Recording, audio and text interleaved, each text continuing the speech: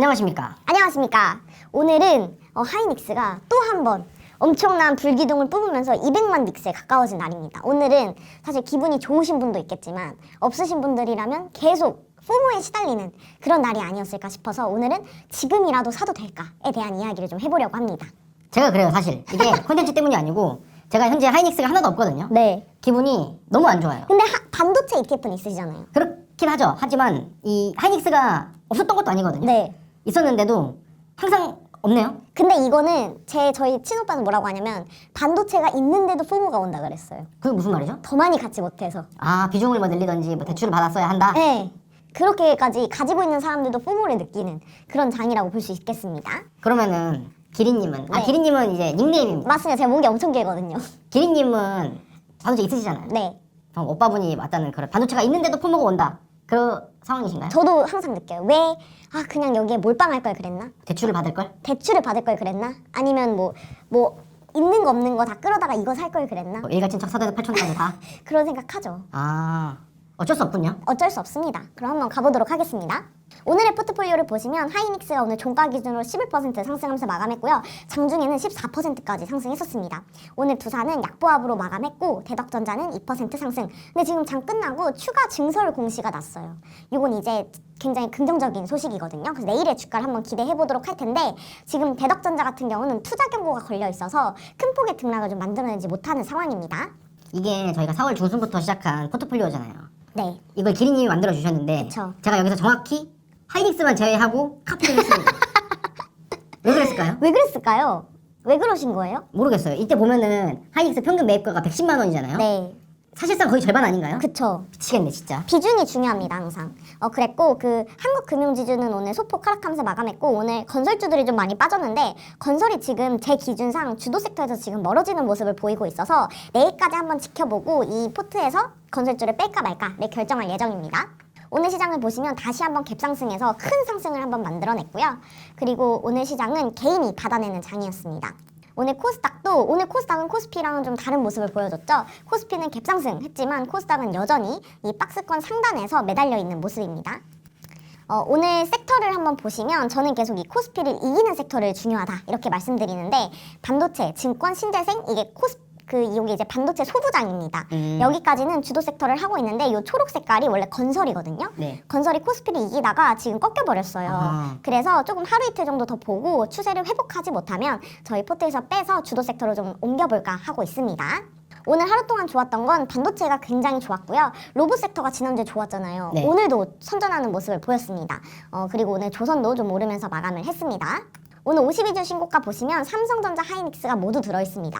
그러면서 LG이노텍, 대덕전자 같은 기판주들도 있고요. 그리고 DB하이텍 같은 반도체 회사도 있습니다. 그래서 오늘 전체적으로 보시면 반도체가 좋았다 이렇게 볼 수 있겠고 현대모비스랑 현대오토웨버는 금요일에도 여기 신고가에 들어왔는데 그쵸? 오늘 한 번 더 상승하면서 두 번째 신고가를 만들었습니다. 그래서 모두가 고민하는 그것 200만 닉스가 코앞인데 아직도 사도 될까에 대한 이야기를 좀 해보겠습니다. 먼저 저의 생각으로는 하이닉스가 있는 사람들은 살만할 것 같아요. 네. 물론 제가 없기 때문에 편하게 말하는 걸 수도 있거든요. 네. 근데 하나도 없는 사람들 네. 괜찮을까요?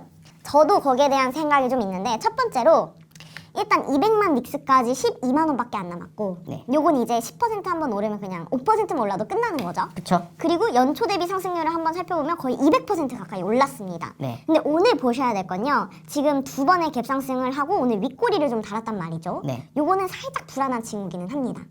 내리려는 힘이 있다는 거잖아요. 그쵸. 여기서 이제 너무 많이 오른 것 같은데 팔고 싶어 하는 사람들이 요 윗꼬리를 만든다고 보시면 됩니다.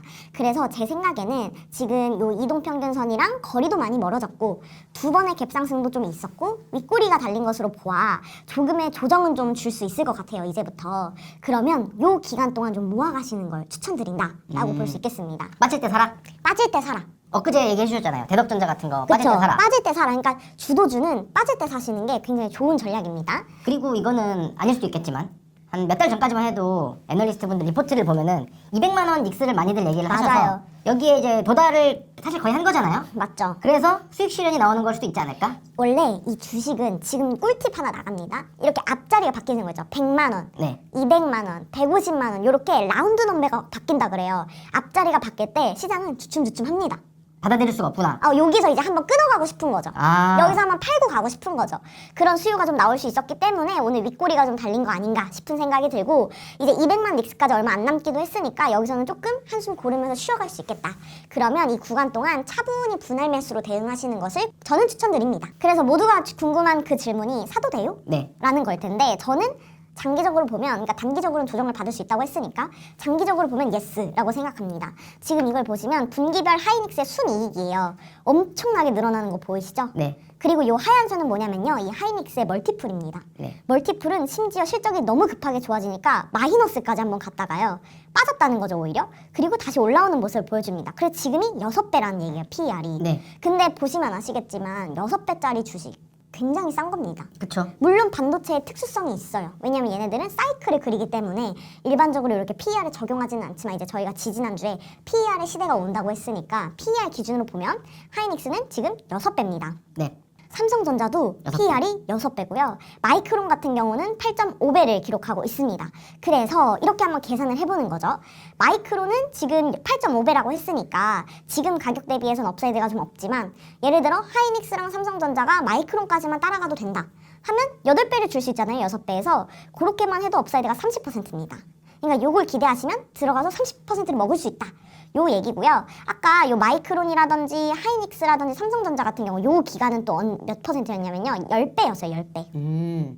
원래 10배 받다가 갑자기 이익이 크게 늘어나서 6배로 떨어진 거거든요. 네. 그러면 원래 주던 대로 10배까지는 좀 줄 수 있지 않을까? 그래서 10배를 준다고 가정하면 삼성전자와 하이닉스는 60%의 업사이드가 남아 있습니다. 그래서 보수적으로 봐도 30%, 좀 더 잘 쳐주면 60%까지는 업사이드가 남아 있는데, 내가 보기에 나는 30%라도 먹으면 좋을 것 같아, 나 60% 먹으면 좋을 것 같은데, 요렇게 생각하시는 분들이라면 당연히 매수를 해볼 수 있는 가격대인 거죠. 다만 단기적으로는 급등했으니까 조정이 나올 수 있다. 그러면 조정 시 분할 매수를 하시면서 어느 정도를 보고 내가 가야 될까를 하실 때는 뭐 300만 원, 우리 지난주에 했을 때도 300만 원, 50만 원이었잖아요. 그쵸. 비슷하게 나옵니다. 이렇게 찍어놓고 쭉 가져가시면 되겠다는 생각이고요. 물론 여기에 대해서는 몇 가지 가정들이 있습니다. 이 하이닉스와 삼성전자의 지속적인 성장을 믿습니까? 믿죠? 여기에 대한 동의가 있어야 됩니다. 그래서 지금 모든 사람들이 고민하는 건 뭐냐면, 2027년에 삼성전자, 하이닉스, 마이크론이 증설을 하면서 공급 물량이 늘어나 버리면 네. 가격이 떨어질 거잖아요. 그쵸. 그러면 지금 같은 수익성을 만들기 어려울 거다. 그렇기 때문에 얘는 지금 파는 게 맞아 라고 이야기하시는 분들도 있거든요. 근데 여기에 대해서 저는 개인적으로 어떻게 생각하냐면요, 생각보다 물량이 안 늘어날 수 있습니다. 이건 한국투자증권의 최민숙 연구원님의 리포트인데요. 보시면 2026년에 캐파 증가율이 5%였는데 2027년에도 4%밖에 늘어나지 않고요. 2028년이나 돼야 13%가 늘어납니다. 그러니까 증설을 해도 생각보다 캐파가 크게 늘어나지 않는 거죠. 효율이 아직 안 나오나 보네요. 그런 걸 수 있습니다. 이것 때문에 가격 하락이 생각보다 제한적이거나 또는 더 올라갈 수도 있다는 전망이 나오고 있는데요.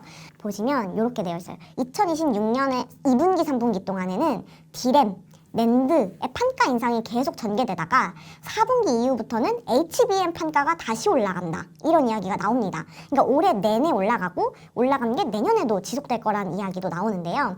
보시면 왜냐면 내년 수요가 60%, 70% 늘어날 거래요.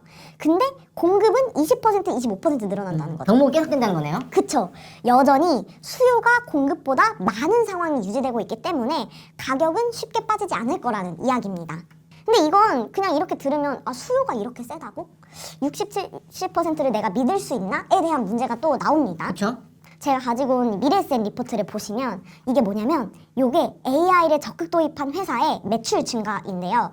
요 회사는 2022년 대비해서 매출이 100%, 2배 평균적으로 늘어납니다. 네. 근데 반면에 AI를 도입하지 않은 회사는 미국의 GDP 성장률만큼만 성장하더라. 이걸 보면 기업들이 AI를 도입 안 하고 배기겠습니까? 그쵸. 안 하면 바보죠. 그쵸. 이게 이제 생산성의 향상을 그대로 보여주는 거라고 볼 수 있고요. 네. 그리고 요건 뭐냐면, 클로드에 에이전트, 코드 에이전트가 있어요. 이렇게 네. 코딩을 이렇게 하면 얘가 일을 대신 해주는 건데, 네. 얘가 보시면 옛날에는 요만큼 쓰다가 그러다가 얘가 커밋이 이만큼 늘어요. 코딩 에이전트가 나오다가 네. 그러다가 AI 에이전트 그리고 클로드 코워크가 나오면서 커밋 사용이 이렇게 늘어요. 그러니까 이거 자체가 다 토큰 사용이라고 보시면 됩니다. 토큰을 이만큼 쓰다가 이만큼 코딩 봇이 나오면서 늘었고, 그러다가 에이전트가 들어오면서 이렇게 올라갔다고 보시면 됩니다. 그러니까 토큰에 대한 수요는 계속 늘어나고 있고 이 토큰을 만들어내는 컴퓨팅도 계속 수요가 증가하고 이 컴퓨팅 안에 들어가는 메모리 수요도 계속 늘어난다는 이야기인 거죠. 이거를 제가 아까 좀 재밌는 기사를 봤는데 네. 기업들이 지출하는 토큰 비용이 너무 많아져서 네. 다시 사람을 뽑아야 되는 게 아니냐라는 고민을 하고 있다고 하더라고요. 아, 토큰 비용이 너무 많아져서. 네. 그리고 이 코딩 관련해서는 네. 미국에 그 스택 오버플로우라는 사이트가 있는데 코딩하는 업자들끼리 쓰는 지식인인데 거기 활동량이 급격하게 줄어들었다고 하더라고요. 아, 왜냐면 에이전트들이 알아서 하니까 인간이 물어볼 이유가 없는 거예요. 그죠? 그쵸. 그래서 이 에이전트 AI의 개화와 이걸로 인한 컴퓨팅 수요의 증가를 믿으신다면 앞에서 나온 수요의 60~70%의 증가에 대해서도 한번 그럴 수 있을 것 같다라는 생각을 해보실 수 있는 거죠. 이건 뭐냐면요. 오픈클로 몰트봇이라고 불리는 것을 만든 네. 그 CEO가 자기의 깃허브 기록을 넣은 건데 보시면 하루에 15,892회의 깃허브 커밋이 발생했다. 네. 이 커밋은 뭐냐면 코드가 한번 수정되면 수정된 걸 이 깃허브에서 수정을 한번 싹 돌려줘야 됩니다. 그래서 그때 커밋을 한다 이렇게 이야기를 하는데 하루에 어떻게 15,000회의 커밋을 하겠어요 인간은. 그쵸. 인간은 못하지만 에이전트는 할 수 있다는 거죠. 그래서 이미 인간의 속도를 뛰어넘은 컴퓨팅 수요가 발생하고 있다는 겁니다.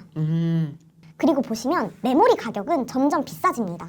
이건 CPU에 들어가는 D램이라고 보시면 되는데 네. 가격이 계속 늘어나는 걸로 전망되고 있죠. 네. 그래서 이것만 봐서도 4분기가 되면 가격이 꺾일 거야에 대해서 반대되는 증거라고도 볼 수 있겠죠. 사실 저도 지금 컴퓨터를 맞추고 싶은데 이것 때문에 못 맞추고 있어요. 너무 비싸서? 네. 근데 지금 맞추시는 게 제일 쌀 수도 있습니다. 그쵸. 그리고 이런 말도 나와요.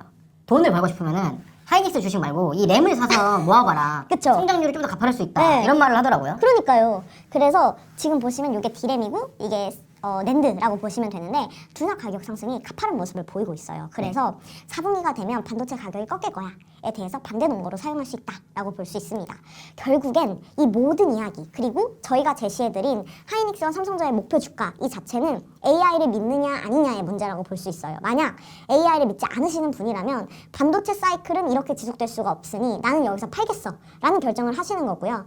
AI를 정말 믿고 AI 에이전트 때문에 컴퓨팅 수요가 늘어날 걸 믿고 그거에 비해 공급이 제약적이라고 생각하시면 이런 로직으로는 투자를 더 할 수 있다라고도 볼 수 있겠죠. 네. 오늘 들어보시니까 어떠세요? 조정장에서 지금 갖고 있는 주식들을 조금 정리를 하면서 하이닉스를 조금 모아봐야겠다. 그럼 한 가지 더 질문을 네. 드려보겠습니다. 전체 포트에서 약 몇 퍼센트 정도는 하이닉스 혹은 삼성전자를 담아가면 좋을까요? 일단 코스피가 연초 대비 80%가 넘게 올랐거든요. 네. 근데 여기서 이제 잘하냐 못하냐를 가르는 건 내가 코스피를 이겼냐 졌냐의 문제예요. 네. 근데 올해 수익률 어떻게 되세요?